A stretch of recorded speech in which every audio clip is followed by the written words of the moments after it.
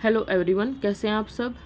तो आज की क्लास को स्टार्ट करते हैं। आज की क्लास में हम करंट अफेयर के कुछ इंपॉर्टेंट क्वेश्चंस देखेंगे, क्योंकि अभी बहुत सारे एग्जाम आ चुके हैं। जैसे एसएससी वालों के लिए सीजीएल आ चुका है, ठीक है।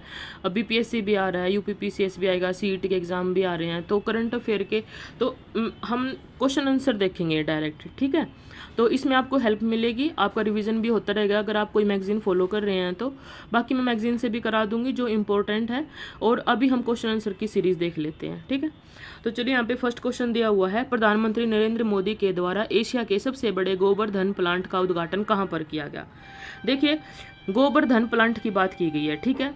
तो इसमें 4 ऑप्शन दिए गए हैं: इंदौर मध्य प्रदेश, मोगा पंजाब, मेरठ उत्तर प्रदेश और रांची झारखंड। देखिए, इसमें जो राइट आंसर है वो है इंदौर मध्य प्रदेश।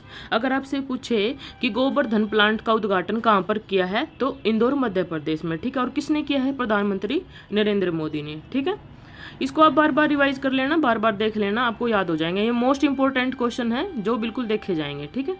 नेक्स्ट क्वेश्चन है, विश्व का सबसे बड़ा एवं भारत का प्रथम इग्लू कैफे स्नोग्लू कहाँ स्थापित किया गया है।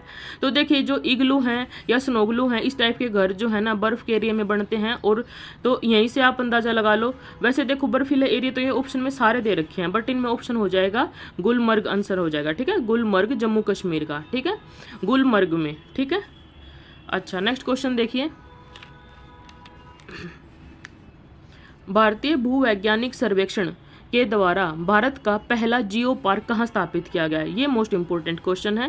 पहला जियो पार्क आपसे जरूर पूछ लेगा, ठीक है। और किसने किसने किया है, देख आपसे ये भी पूछ लेगा कि पहले जियो पार्क को किसने स्थापित किया, तो भूवैज्ञानिक सर्वेक्षण ने, ठीक है ना। अच्छा, इसका आंसर आ जाएगा मध्य प्रदेश में। तो भारत का पहला जियो पार्क कहाँ स्थापित किया गया है? मध्य प्रदेश में स्थापित किया गया है। इसमें 4 ऑप्शन थे, मध्य प्रदेश, महाराष्ट्र, उत्तर प्रदेश, राजस्थान, ठीक है। तो ऑप्शन नंबर सी सही हो जाएगा, मध्य प्रदेश। नेक्स्ट क्वेश्चन है, हाल ही में किस भारतीय राज्य के द्वारा Jagannath smart township website launch की गई है, ठीक है। देखो, जगन्नाथ स्मार्ट टाउनशिप, इस नाम से आपको थोड़ा साउथ याद आ रहा होगा, इसमें साउथ टच है, ठीक है। तो अब इस टाइप के नाम वहीं पे होते हैं। बाकी आप ऑप्शन देखिए, ये सारे साउथ के स्टेट दिए गए हैं, तेलंगाना, कर्नाटक, आंध्र प्रदेश और महाराष्ट्र, ठीक है। तो आप, अगर आपके ऑप्शन में नॉर्थ का कोई आ गया तो आप उसको पहले कैंसिल कर देना, ठीक है। तो आप थोड़ा ना लैंग्वेज भी देखा कीजिए, ठीक है ना। आंसर ना में थोड़े बहुत ना हिंट निकालना सीखिए कि कैसे। तो ठीक है, जगन्नाथ में अब आप याद कर लीजिए आंध्र प्रदेश, ठीक है। आंध्र प्रदेश में स्थापित किया गया है, ठीक है। अब देखो, ये थोड़ा सा एक ये चीज़ देख लो आप,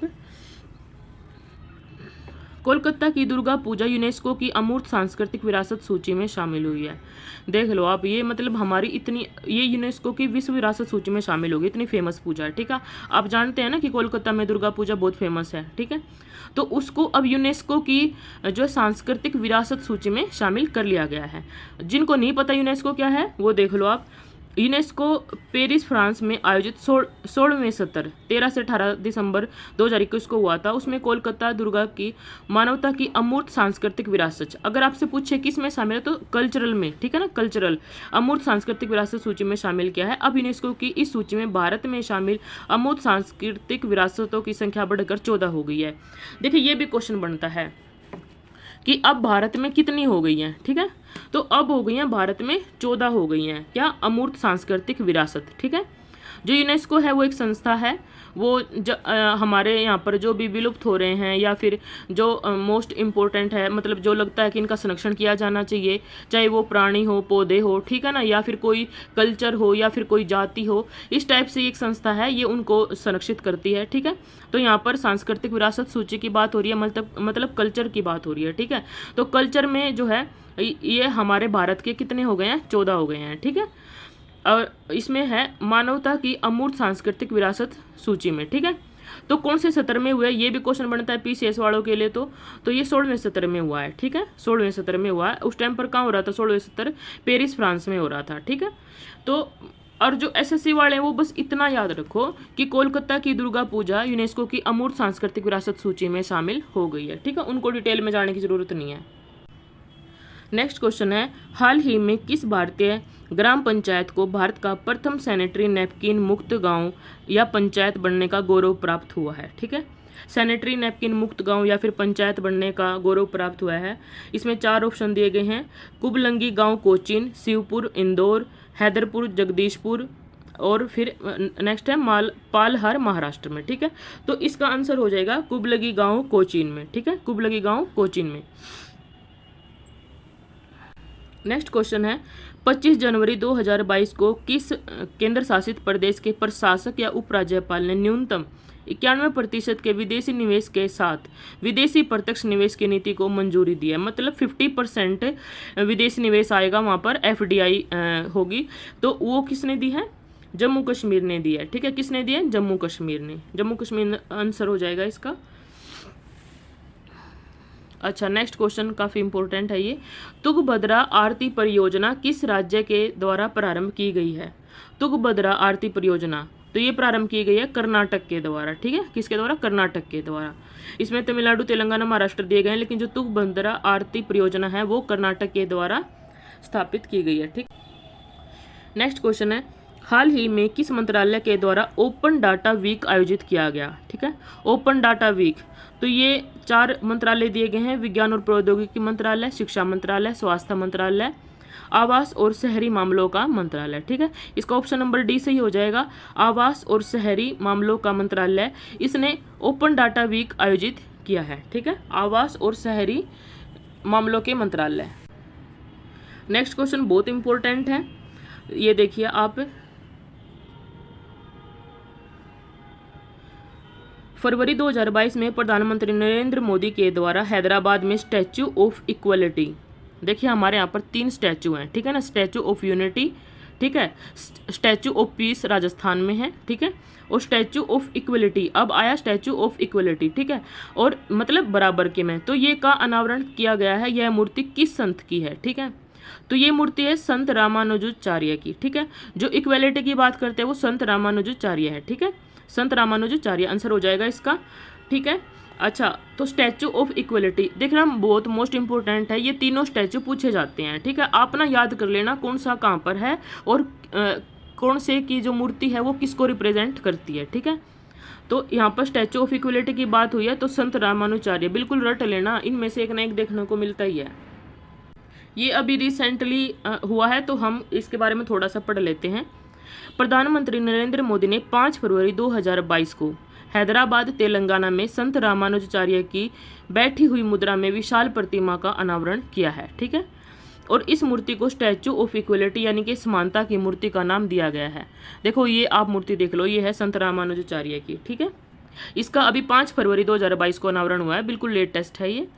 ठीक है, इस मूर्ति की जो ऊंचाई है वैसे पूछेगा नहीं बट फिर भी 216 फीट 66 मीटर। ठीक है, जो आधार भवन है ना ये 54 फीट का है। ठीक है, और जो निर्माण है इसका वो पंच धातु से हुआ है, 5 धातुओं से हुआ है। ठीक है, जिसमें सोना, चांदी, तांबा, पीतल और जस्ता है। ठीक है, आपसे ये पूछ दे कि कितनी धातु लगी है तो आप बोल दोगे 5 धातु लगी हैं। ठीक है, निर्माण हो गया। ठीक है, स्थान है अब ये है कहाँ पर?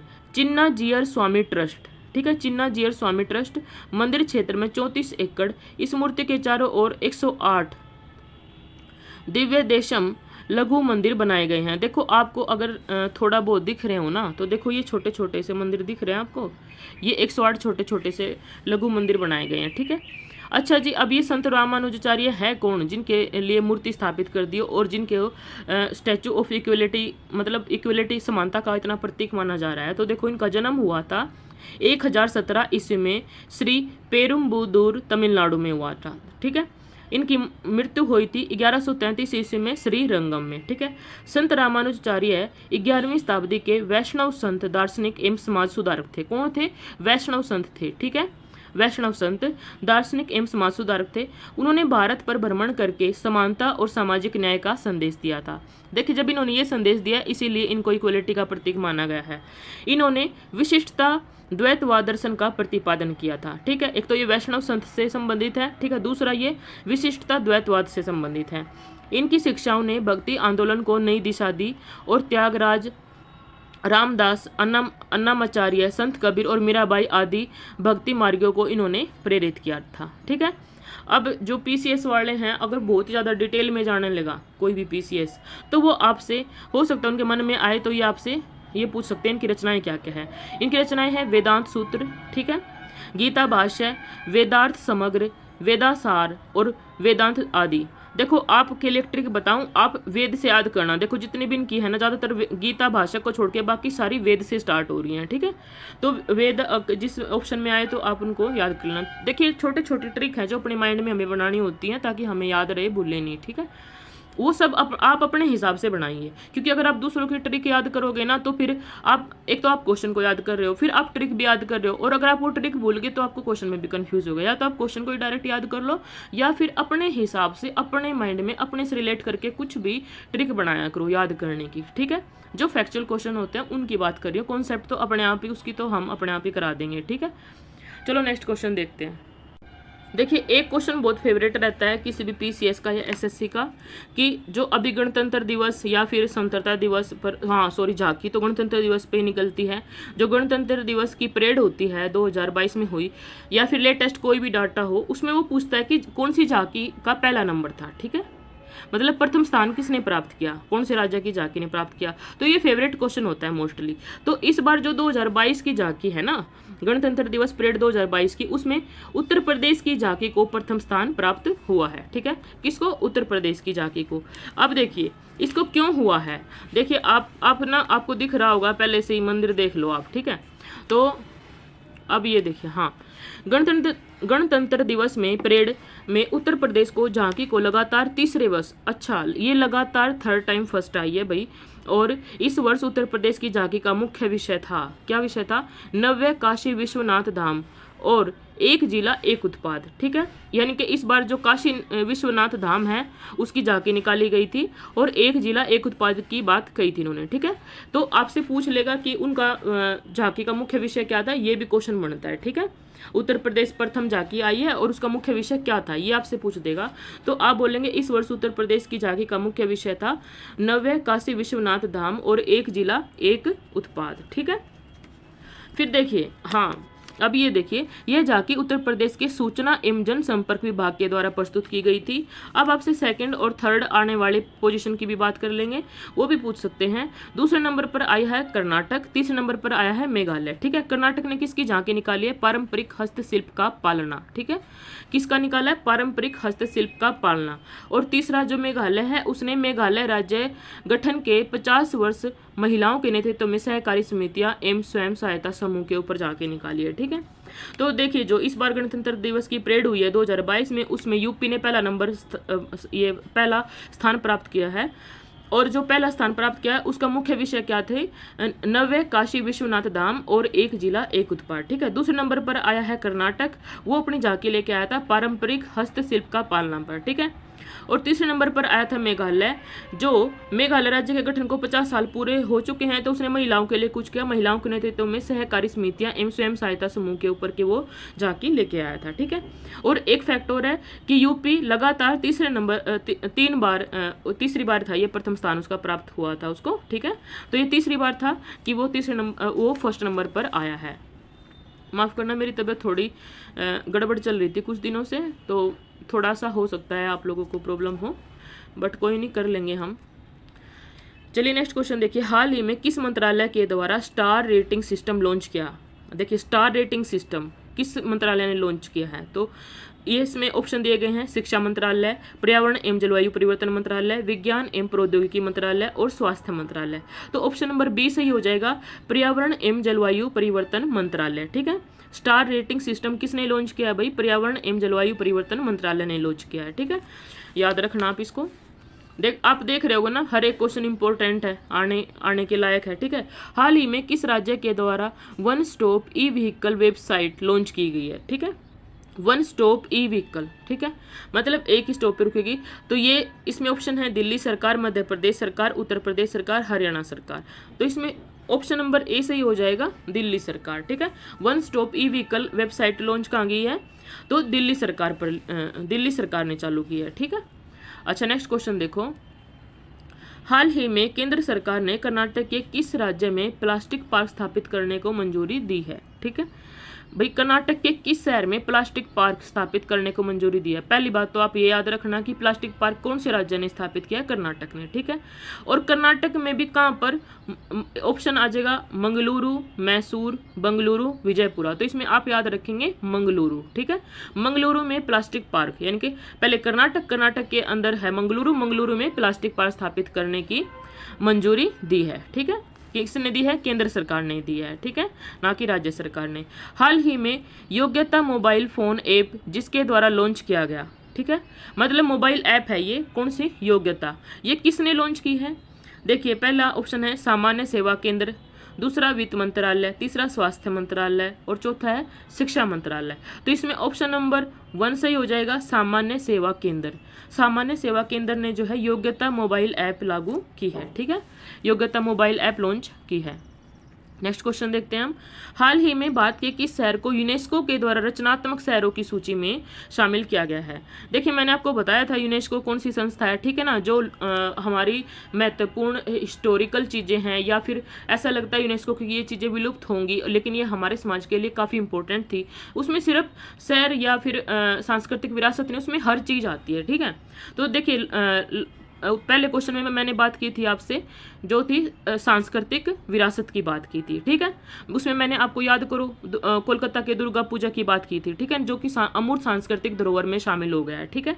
अब यहाँ पर हो रही है यूनेस्को के द्वारा रचनात्मक शहरों की सूची में कौन शामिल हुआ है, ठीक है। यहाँ पर शहर की बात हो रही है, वहाँ पर सांस्कृतिक विरासत की बात थी, ठीक है। तो अगर रचनात्मक शहरों की बात की जाए तो देखिए यहाँ पर option number A Kanpur, B Srinagar, C Faridabad, D Raipur. तो ऑप्शन नंबर बी श्रीनगर सही हो जाएगा। श्रीनगर को यूनेस्को के द्वारा रचनात्मक शहरों की सूची में शामिल किया गया है, ठीक है, किसको? श्रीनगर को, ठीक है। ये इंपॉर्टेंट क्वेश्चन है, इसीलिए मैं इसको बार बार बोल के बता रही हूँ, आप याद कर लेना, ठीक है। नेक्स्ट क्वेश्चन है, भारतीय खाद्य निगम FCI के द्वारा देश के पहले खाद्य सुरक्षा संग्रहालय का उद्घाटन कहाँ पर हुआ, ठीक है।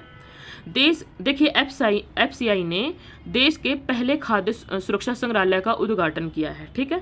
ये पहला खाद्य सुरक्षा संग्रहालय है। अब वो कहाँ पर किया है वो देखिए, गुरुग्राम हरियाणा, लखनऊ उत्तर प्रदेश, सी ऑप्शन है तंजावुर तमिलनाडु और डी ऑप्शन है जयपुर राजस्थान में।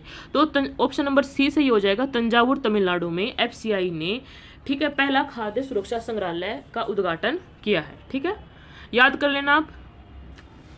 नेक्स्ट क्वेश्चन है, प्रधानमंत्री नरेंद्र मोदी ने देश के पहले आदिवासी संग्रहालय का उद्घाटन कहाँ पर किया है, ठीक है।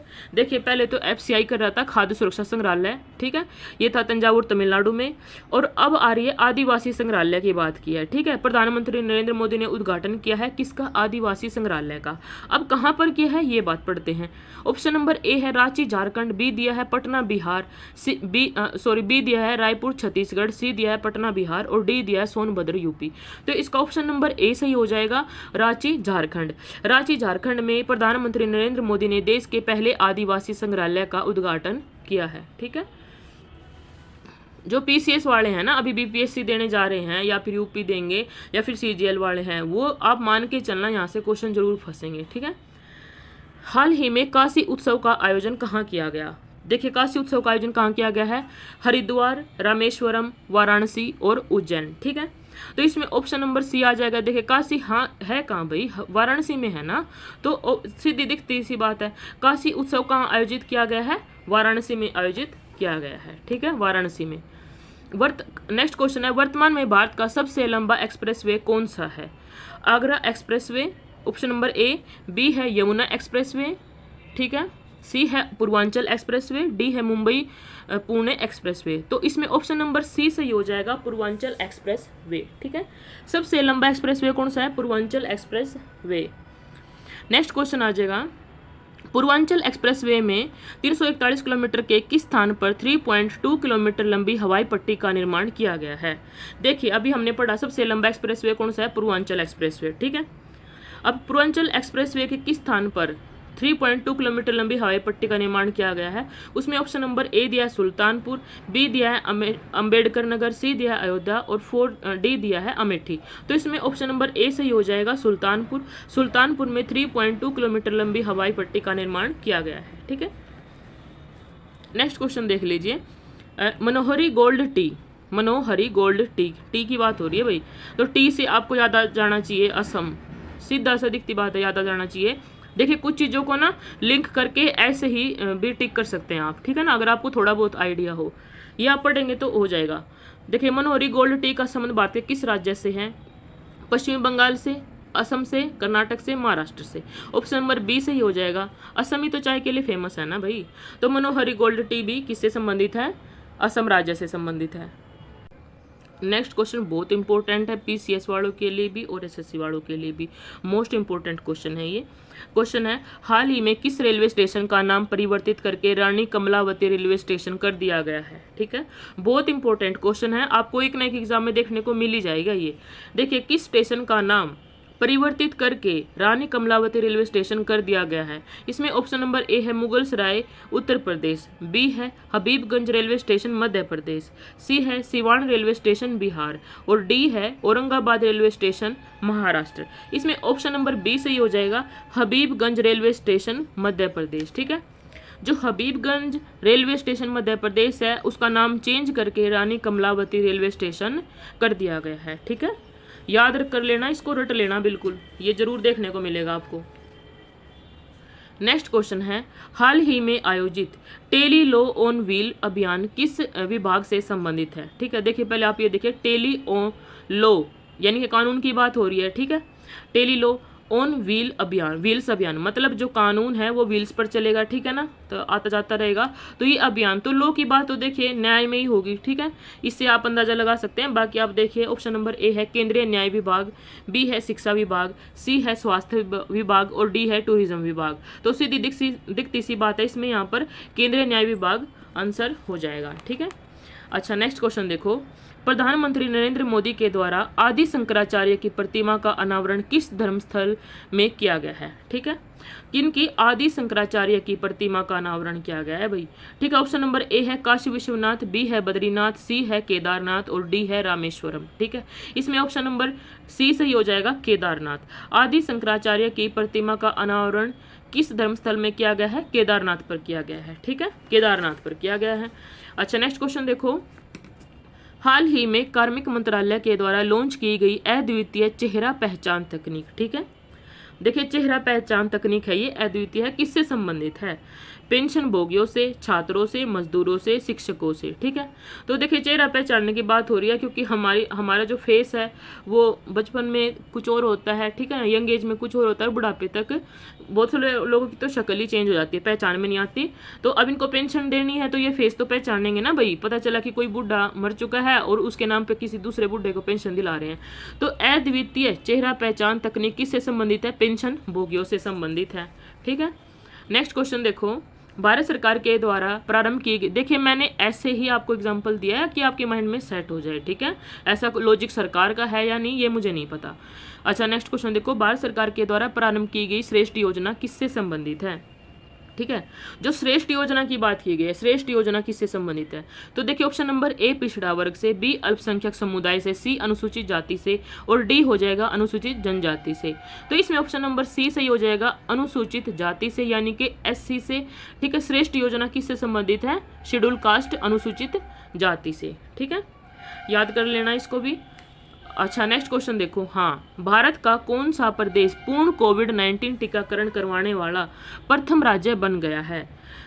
पूर्ण कोविड-19 टीकाकरण करवा लिया उसने, मतलब वहाँ की पूरी जनसंख्या ने कोविड का टीका लगवा लिया है। ठीक है, और ऐसा पहला स्टेट कौन सा बन गया है? Option number A Uttarakhand, B Himachal Pradesh, C Odisha, और डी केरल। तो इसमें ऑप्शन नंबर बी सही हो जाएगा, हिमाचल प्रदेश। ठीक है, बी हो जाएगा हिमाचल प्रदेश। ठीक है, हिमाचल प्रदेश ने पूर्ण टीकाकरण कर लिया है भाई। नेक्स्ट क्वेश्चन है, सी इज चेंज मेकर। ठीक है, कौन है भाई? सी इज चेंज मेकर कार्यक्रम किसके द्वारा शुरू किया गया है? सी की बात हो रही है तो महिला की बात हो रही है, तो इसका मतलब ये महिलाओं से ही रिलेटेड कुछ ना कुछ मिलेगा। ठीक है, तो देखिए सी इज चेंज मेकर कार्यक्रम किसके द्वारा शुरू किया गया? ऑप्शन नंबर ए राष्ट्रीय महिला आयोग, बी संघ लोक सेवा आयोग, सी मानव अधिकार आयोग, ऑप्शन नंबर डी अल्पसंख्यक आयोग। तो हम अपना अंदाजा लगाएंगे, इसमें राष्ट्रीय महिला आयोग ने सी इज चेंज मेकर अभियान कार्यक्रम शुरू किया है। ठीक है, अच्छा नेक्स्ट क्वेश्चन देखो, वर्ष 2021 में भारत में गूगल पर सर्वाधिक खोजा जाने वाला व्यक्ति का नाम कौन है? देख लो आप, प्रधानमंत्री नरेंद्र मोदी, देखिए ये थे लेकिन अभी नहीं है, क्योंकि अभी तो 2021 की बात हो रही है, ठीक है। ऐसे अरविंद केजरीवाल भी थे 1 साल, लेकिन अभी नहीं है, ठीक है। सी नीरज चोपड़ा, देखिए फिलहाल में लेटेस्ट आंसर यही है, नीरज चोपड़ा अभी 2021 में गूगल पर सर्वाधिक सर्च किए गए हैं, ठीक है। अच्छा, option number D Deepika Padukone, देखिए इसमें ऑप्शन नंबर सी से ही हो जाएगा, नीरज चोपड़ा, ठीक है। नेक्स्ट क्वेश्चन है, हाल ही में किस प्रदेश की सरकार ने सामान्य वर्ग आयोग की स्थापना की थी? हाल ही में किस प्रदेश की सरकार ने जो जनरल कैटेगरी कमीशन है उसकी स्थापना की है? वो है option number A Himachal Pradesh, B Uttar Pradesh, B Uttarakhand, C Uttar Pradesh और डी बिहार। तो इसमें ऑप्शन नंबर ए सही हो जाएगा, हिमाचल प्रदेश ने जनरल कैटेगरी कमीशन सामान्य वर्ग आयोग की स्थापना की है। सामान्य वर्ग आयोग, देखिए ओबीसी आयोग होता है, एसटी आयोग होता है, एससी आयोग होता है, लेकिन हिमाचल प्रदेश ने तो जो जनरल कैटेगरी कॉमन जनरल वालों के लिए आयोग बनाया है, ठीक है। तो ये ध्यान देने योग्य बात है यहाँ पर। हिमाचल प्रदेश के अतिरिक्त पंजाब एवं मध्य प्रदेश में भी जो जनरल कैटेगरी में जो लोग आते हैं उनके लिए आयोग है। देखिए अभी तो हिमाचल प्रदेश में, उससे पहले पंजाब और मध्य प्रदेश ऐसा कर चुके हैं। तो यानी कि जो सामान्य वर्ग आयोग है वो कितने राज्यों में है? 3 राज्यों में है, पंजाब, मध्य प्रदेश और हिमाचल प्रदेश में, ठीक है। बाकी जो ओबीसी आयोग है, एससी आयोग है, एसटी आयोग है, ये तो आपको हर स्टेट में देखने को मिल ही जाएंगे, ठीक है। अब नेक्स्ट क्वेश्चन देखो, किस राज्य में 2022 से 23 के बजट में पुरानी पेंशन योजना पुनः लागू करने की घोषणा की है? ठीक है, जो उनकी पुरानी पेंशन योजना थी उसी को पुनः लागू किया है। किसने किया है? ऑप्शन नंबर ए है बिहार, बी है तेलंगाना, ठीक है, अच्छा सी है राजस्थान, ऑप्शन नंबर डी है मध्य प्रदेश, ठीक है। तो इसमें ऑप्शन नंबर सी सही हो जाएगा, राजस्थान, ठीक है। राजस्थान ने अपनी 2022-23 के बजट में पुरानी पेंशन योजना को लागू करने की घोषणा की है, ठीक है। नेक्स्ट क्वेश्चन देखते हैं हम, अखिल भारतीय महापौर सम्मेलन किस शहर में आयोजित किया गया? ठीक है, अखिल भारतीय महापौर सम्मेलन की बात हो रही है। ऑप्शन नंबर ए नई दिल्ली, बी अहमदाबाद, सी वाराणसी और डी देहरादून। तो इसमें ऑप्शन नंबर सी सही हो जाएगा, वाराणसी में, ठीक है। हाल ही में तमिल थाई वाजथू किस राज्य का गीत घोषित किया गया है? देखिए तमिल की बात आ रही है तो तमिल कहाँ है भाई? तमिलनाडु में है ना, तो इसी से आप लगा लो, बाकी आगे याद करने की जरूरत है नहीं। तो तमिल थाई वाजदू किस राज्य का गीत घोषित किया गया है? तमिल बोली जाती है तमिलनाडु में। तो option number A Kerala, B Karnataka, C Maharashtra, D Tamil Nadu. तो इसका ऑप्शन नंबर डी सही हो जाएगा, तमिलनाडु, ठीक है। अच्छा ये भी पूछ सकता है आपसे कि तमिलनाडु राज्य का गीत किसे घोषित किया गया, तो आप बोलेंगे तमिल थाई वाजतू, ठीक है। अच्छा नेक्स्ट क्वेश्चन देखो, हाल ही में किस राज्य में 3 नए जिले गठित किए हैं? ठीक है, किस राज्य ने 3 नए जिले बनाए हैं? उसमें ऑप्शन नंबर ए है अरुणाचल प्रदेश, बी तेलंगाना, सी नागालैंड और डी तमिलनाडु। तो इसमें ऑप्शन नंबर सी सही हो जाएगा, नागालैंड।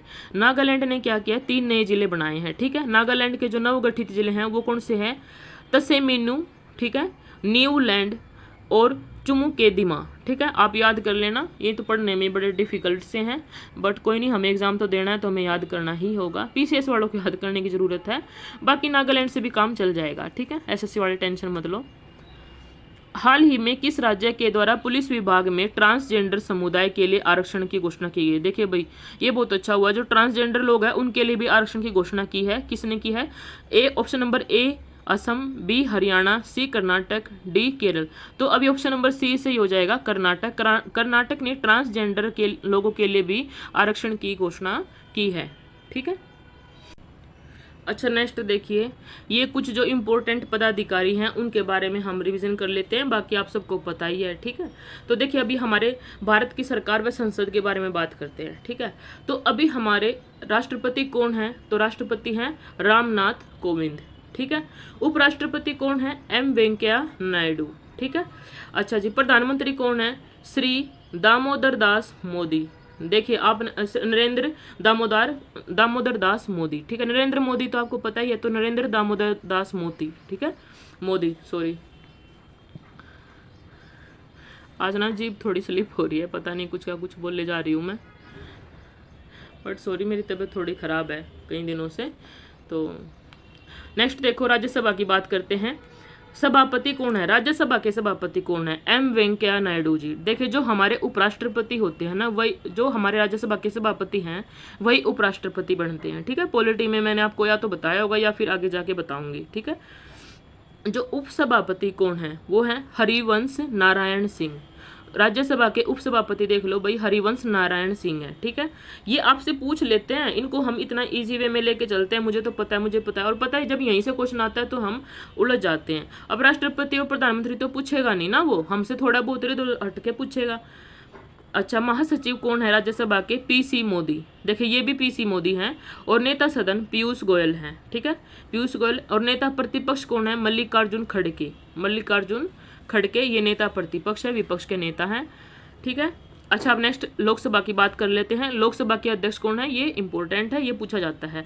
ओम बिरला जी हमारे लोकसभा के अध्यक्ष हैं। और महासचिव कौन है लोकसभा में, उत्पल कुमार हैं। ठीक है, नेता के सदन, अब जो लोकसभा सदन का नेता कौन होता है, प्रधानमंत्री होता है, तो नरेंद्र मोदी। ठीक है, और जो नेता प्रतिपक्ष है वो अधीर रंजन चौधरी। अधीर रंजन चौधरी मतलब विपक्ष की पार्टी के नेता कौन है, अधीर रंजन चौधरी। ठीक है,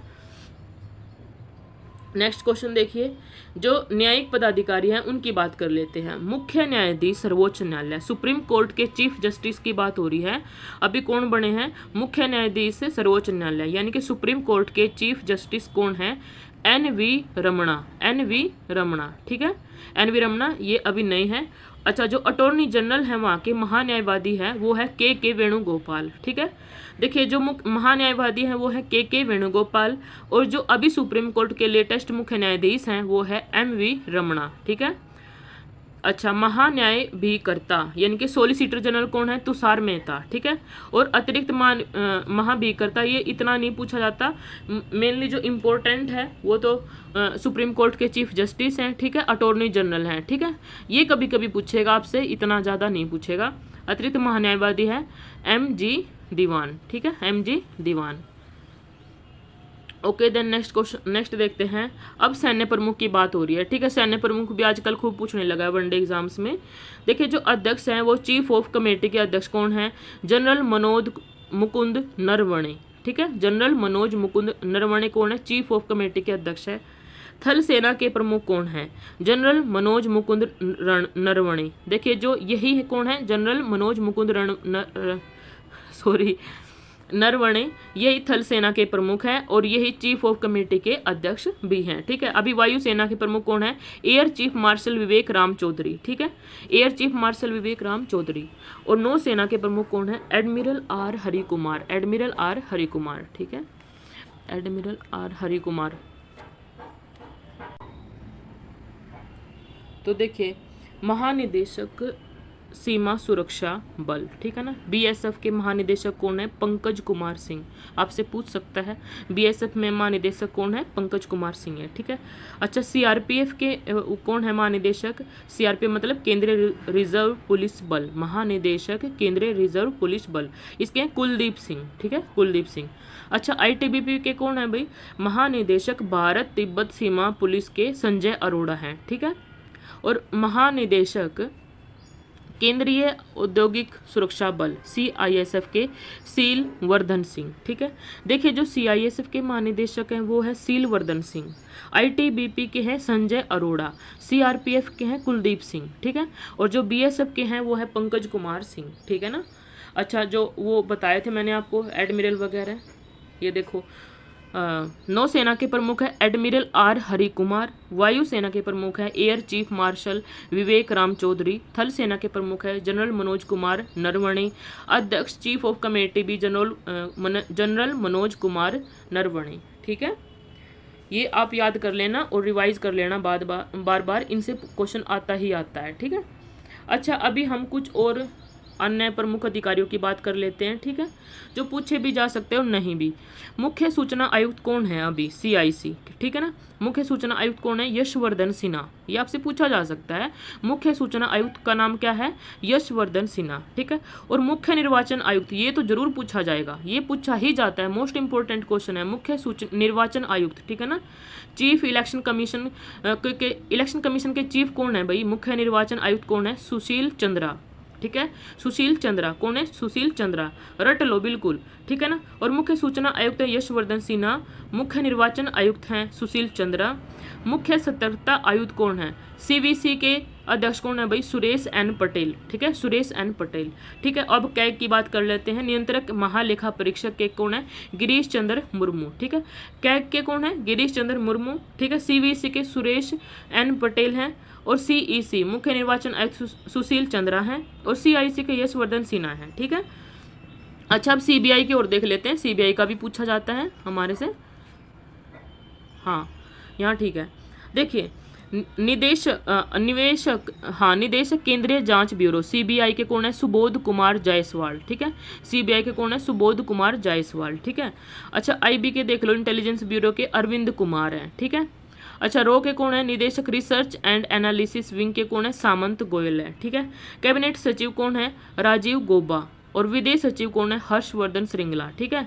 अब राष्ट्रीय सुरक्षा सलाहकार कौन है? ये भी पूछा जाता है आपसे, ये है अजीत डोवाल, ठीक है। और मुख्य आर्थिक सलाहकार कौन है? वी अनंत नागेश्वरन, ठीक है, वी अनंत नागेश्वरन।